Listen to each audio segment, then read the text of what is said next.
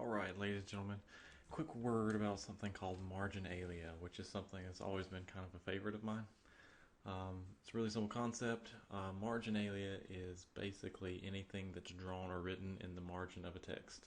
So, what happens is that uh, once people gain enough wealth, they begin to buy books for themselves, despite the fact that a lot of them still couldn't read. So secular literature did become sort of a small market, but people wanted to be seen with their books because everybody knew the books were really expensive. So not only did it say that you were smart enough to read, even though it was a lie, but it also meant that you had money because books were still expensive. Remember, they were all hand transcribed for the most part. So you do have illustrations that begin to develop, like this. It's got an illuminated script itself that fits in with the text, and then you have illustrations, which would be, for example, something like this, which might actually have something to do with the literature itself. But what we're most interested in, or at least me personally, is the marginalia. So what happens is that the illustrations that originally were useful for explaining the script and telling the people exactly what was happening, because again they couldn't read, they had to have the pictures, to doodles and sketches and things that the people would do that a lot of times would even contradict what the text said. What developed from this is a lot of fun imagery, a lot of which was just warnings, warning against indulging in behaviors such as playing music, and this is supposed to be dancing. That's how they did it back in the day, by breaking their spines. Um, but this was supposed to be a warning against indulging in these particular things, which were seen as sinful. They were sinful because they were distracting from the text. Now that's just the beginning. These really begin to get crazy as they progress. Alright, so some of my favorite marginalia, which I do have saved on my computer because that's the kind of person that I am, really is made up a lot of these warning against overindulgence. For example, that this is actually an illustrator taking a pop shot at knights. People, for the most part, actually didn't like knights because knights were sort of bullies. Throughout most of the Middle Ages, they didn't really have anything to do, so a lot of times people grew tired of them going through the cities, just pushing people around, which is sort of the stereotype of the day. So the fact that they're wearing baskets on their head is sort of poking fun at that whole thing. God, this is a very regretful Joseph. This is baby Jesus. You can tell by the fact that he has a nimbid figure, meaning it has a halo, as does Mary. During the Middle Ages, artists didn't draw from real life, so they had to come up with generalizations based off of what people kind of sort of look like. And since babies don't have the same proportions as adults, a lot of times what they would end up with when they did baby Jesus was like a little tiny baby man, and somebody does not look like a proud father in this image. I think that's pretty self-explanatory. This is supposed to be a monk, and those are vessels. Monkeys almost always symbolizes human vice, like all the things that people are not supposed to do. This is one of those things that they're not supposed to do. Another thing, monkeys always had sideways butts. They didn't know how to do monkey butts, apparently. I don't know what the deal with that is. Um, Another monkey with a sideways butt, this time with a sickle, and he's attacking. This is a Knight Templar. You can tell by the tall purple hat he's wearing. The Templar Knights also apparently had sideways butts, but they were a royal order of knights that were they were like monks, with weapons, who were allowed to essentially fight for the church. And this was big, especially during the early pilgrimages and crusades. Another Templar Knight doing stuff. More monkeys. This is actually a dragon. Dragons look like this for some reason. Alright, this is the cool girl, I guess. Vanity. That's supposed to be a warning against vanity. And this is also, she's wearing the habit of a nun. So there's that. Alright, this is an interesting one. Another monkey here that actually has his head inside the mouth of a dragon. This whole thing here is the dragon itself. And to just kick the monkey while he's down, this rabbit has walked up and is poking the monkey in the butt with a stick because that was necessary. No, you do not eat people's heads. I guess this is a very early Walking Dead reference. Many of these things, like no, you do not disembowel yourself or walk around carrying your own head. Bad. All right.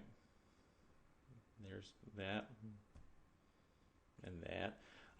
This is actually what they pictured African people to be like because they knew that they were dark skinned, and they heard that they were black, so they got the closest approximation they could to black and took that whole thing literally.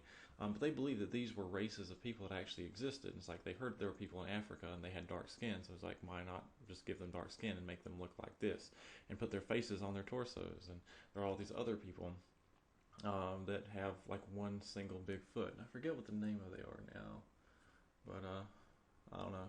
I'll probably remember and like add it in at the top of the page or something. More monkeys and horns. There's a lot of that stuff going on. They love monkeys and horns. Oh boy. I didn't know they grow on trees. Learn something new every day.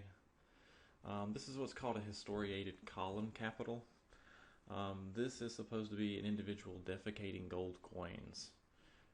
Don't do that. Bad. No playing what looks to be baseball. Also bad and typically boring. Alright.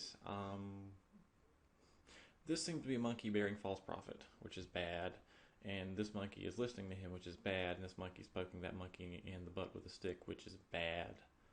So, oh, there's a black and white version of the same illustration we saw before. Oh, yeah. This is how they partied.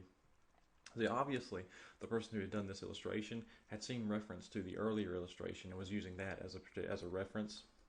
That's why so many of these images look the same, is because the monks would have sat around in the scriptorium, essentially copying the same manuscript over and over and over again, which is why so many of the illustrations look so similar. Something about this is wrong. Another cool girl. This really interesting, to me at least. This is supposed to be an individual trying to return to the womb while a bird is attacking him in the butt, which is what birds are sometimes wont to do. For the longest time, art historians thought that this was the first depiction of oral sex in history, but it turns out that this was referenced over and over again as an individual returning to the womb. It's like today when somebody says that they want their mother, well, like back then, what was safe and sound was, returning to your mother's womb. It's weird. Another monk wearing the habit of a monk. He's wearing one shoe, which means that he's drunk. I don't know why. I guess when people drank back then, they drank from one shoe or something, but it means that he's drunk. He's also riding a goat, which is dumb, and he's holding a rabbit. A lot of times during the Middle Ages, if you see somebody holding like a small animal, especially a small furry animal, that animal sort of stands as a metaphor for male genitalia for some reason. More horns. You can see this one has a much more homegrown effect. You can see even the script itself looks like it was done, by a private patron itself. This wasn't probably done in a monastery, nor was the Marginalia itself. In fact, it was done by the same pen, which was something that was unusual. Typically, whoever did the script was responsible for just doing the script itself, and someone would come back later, and they would either have been paid to do Marginalia, or it would have been the private citizens themselves doing like sketches or something, which typically turned out poorly.